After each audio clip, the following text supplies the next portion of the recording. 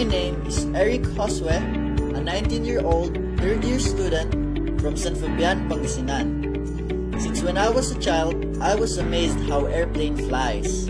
That is why I took up aeronautical engineering in WCC Aeronautical and Technological College in Binalonan, Pangasinan. Most people dreamed of traveling the world, and yes, I'd love to travel the world someday.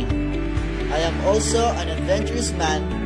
That is why I love skateboarding, and it's also my way of staying fit. I skate because I get to have a lot of friends. I've met most of my friends because of skateboarding. During my free time, this is my partner. I play the guitar as well. It is my happy pill whenever I am stressed or not in the mood to go out.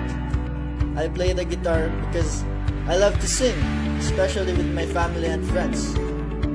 I learned how to play the guitar in our church back then when I was younger. And I believe that creating the highest, grandest vision possible for life because you become what you believe.